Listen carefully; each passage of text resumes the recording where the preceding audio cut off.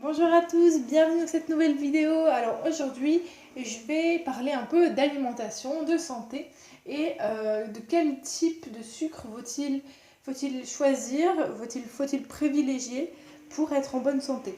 Alors tout d'abord, je vais un peu vous parler du sucre raffiné. C'est quoi le sucre raffiné? C'est ce sucre blanc que l'on connaît tous, qu'on a tous vu depuis qu'on est petit et qu'on a tous utilisé, mais en fait qui est mauvais pour notre santé. Pourquoi? Parce que comme son nom l'indique, il est raffiné. Ça veut dire qu'on a pris la betterave, on l'a raffinée et ça veut dire on lui a enlevé toutes ses propriétés, tous ces nutriments, toutes ces qualités nutritionnelles qui peuvent être bénéfiques pour notre corps.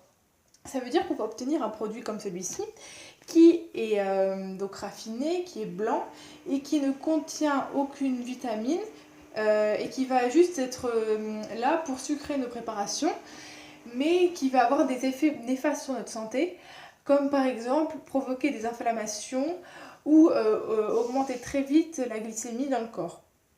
Alors quel type de sucre faut-il privilégier? Bien, tout simplement, ça va être des sucres naturels, des sucres complets, comme par exemple le sirop d'agave, le sirop d'érable, le sucre rapadura, comme celui-ci. Alors voilà, vous pouvez le trouver en vrac dans les magasins bio en plus, c'est super bien. Comme celui-ci, voilà, donc il est un peu plus marron, mais il a un goût différent.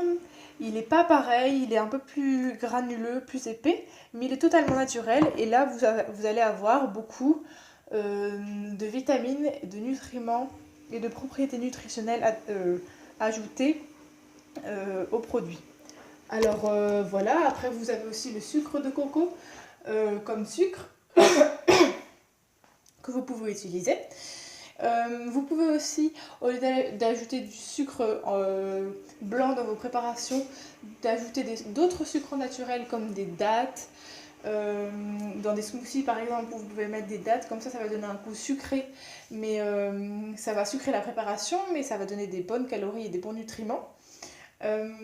Après, vous pouvez aussi utiliser d'autres fruits, vous pouvez aussi utiliser des figues séchées ou alors juste les manger comme ça, enfin en encas, mais ça c'est autre chose. Et après je voulais aussi vous parler de la cassonade, du sucre roux qu'on peut acheter dans le commerce et qu'on peut croire complet parce qu'il est il est roux et il n'est pas blanc. Alors en fait, ce qui se passe très souvent, c'est qu'on va prendre du sucre blanc, on va le caraméliser, on va l'appeler cassonade, sucre roux, graf, etc. Mais comment savoir si ce sucre il a été caramélisé ou pas? Tout simplement, vous pouvez faire une expérience. Vous prenez une petite coupelle, vous mettez ce sucre dont vous suspectez l'origine. Peut-être que vous dites là, il est marqué sucre roux, mais en fait, il a peut-être été caramélisé et à la base, c'était du sucre blanc. Donc, vous prenez votre sucre, vous la mettez dans une petite coupelle, vous rajoutez du jus de citron et ensuite,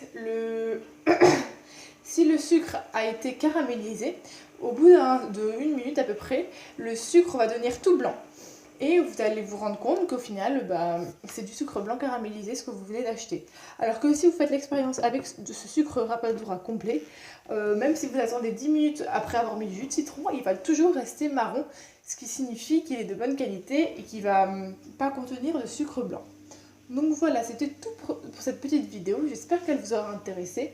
Et sinon, dites-moi ce que vous en avez pensé dans les commentaires. Et sinon, moi je vous dis à la prochaine.